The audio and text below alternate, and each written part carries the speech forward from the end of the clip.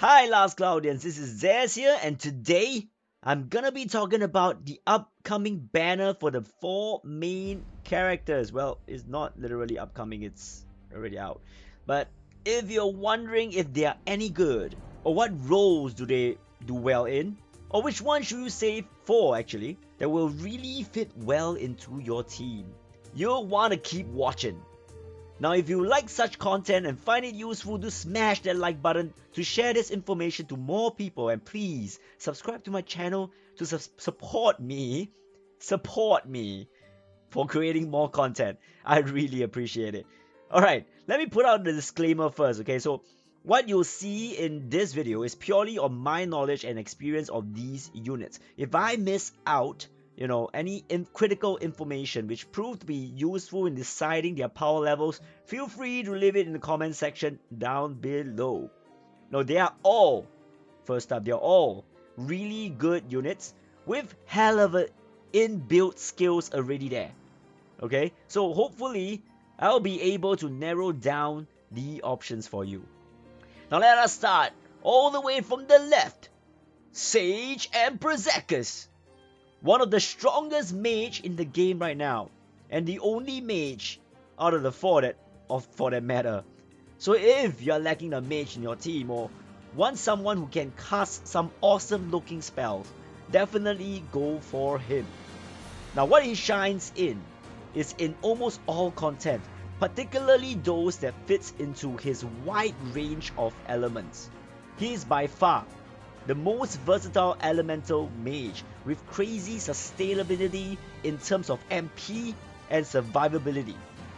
Relatively easy to build, his innate skills gives him fast cast, MP regen, and a skill Convergence, which uses his MP to survive much longer than any other unit. Now this worked really well in both PvE and PvP, if you want to run a mage, that is. PvE meaning all content other than arena, and PvP is, well, arena. Pretty straightforward as the only mage in this list. Now next, we have Stmtaria.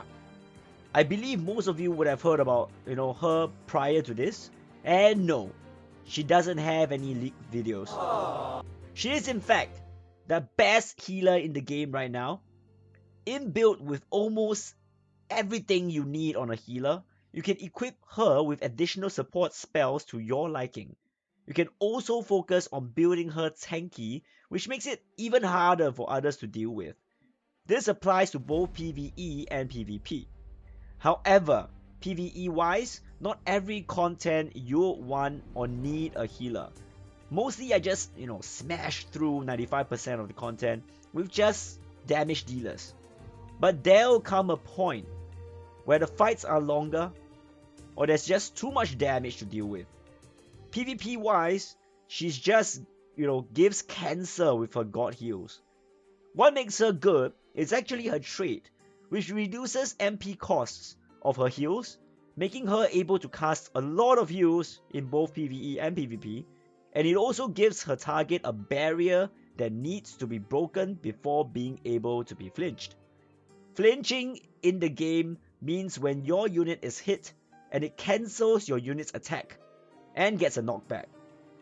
Very crucial in maintaining and not wasting skills and making sure that they hit your enemies. So what she also provides is sort of a feint immunity to her allies. Now feint is actually quite a troublesome mechanic. Now it stops your unit from any form of action and it lasts for quite a substantial amount of time. So with Stmtaria, you can practically ignore this ailment, which is awesome. But of course, she is not a one-woman army. Sorry girls. She doesn't provide any form of damage, so you'll want that from other sources. And the next unit is one of those sources. Swordimagineer Lilibet. There's something about her that I, can't put my finger on, no matter how many times I tap on her. Looking really cool and awesome. Likewise when using her. One of the best Earth physical DPS, especially when you wield her with the Arc Eater reward from Cloudia, Trishula. Why? That's because of her passive Elemental Out, which further reduces enemy resist after it's at neutral. So you're always hitting the enemy at a -5 Earth resist.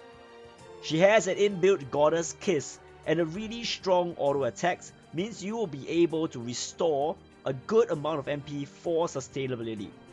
Her skill 1 actually has a really good animation, as the cast is quick and always hits her target wherever they are, and she's not locked into the animation itself, meaning she can be using other skills or even spamming S1 for the big burst damage.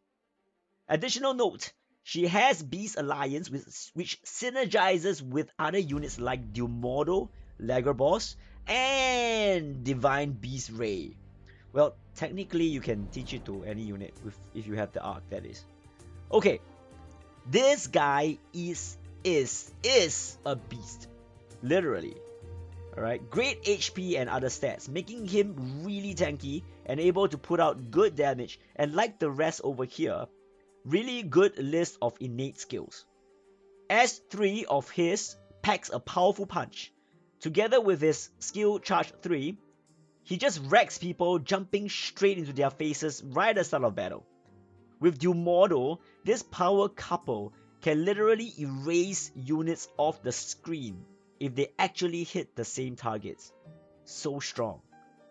Now his traits are also the main reasons for him being such a bad beast. Leg Rain gives him plus 50% to both thunder damage and SCT recovery for 40 seconds after he reaches less than 30% HP for the first time in the wave. Now this is a huge power up, as it just turns him into a killing machine. You can already tell how good this is in arena. Not only he's hard to kill, but trying to kill him might just bite you in the ass. Last but not least, the infamous trait 2, which pisses even the most gentle of Pockles. Less damage from humans, gods, and dragons, which currently dominates the arena charts at the moment. And he doesn't flinch to thunder and ice magical attacks.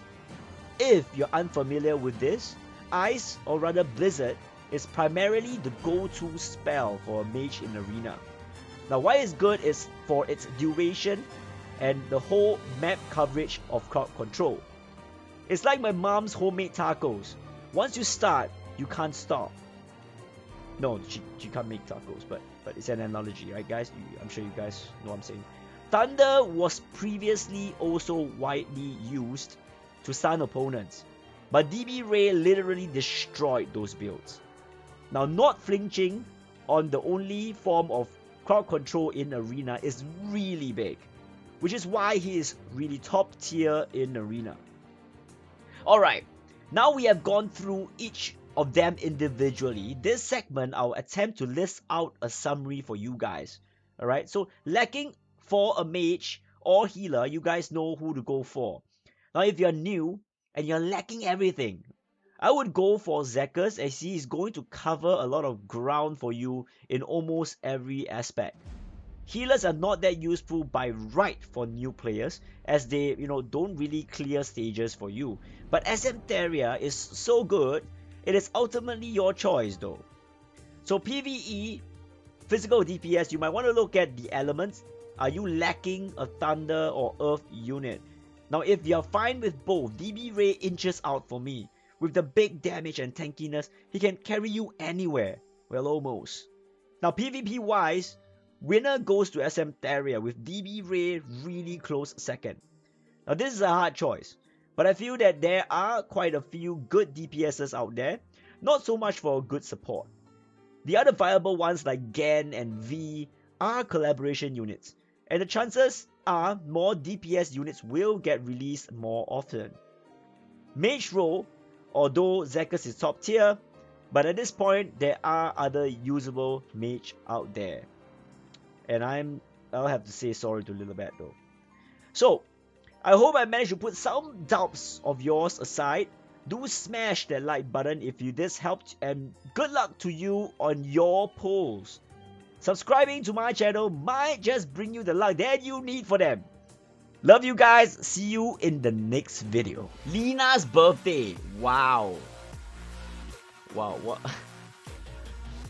Can you guys imagine, like, for the birthday you get 10 souls.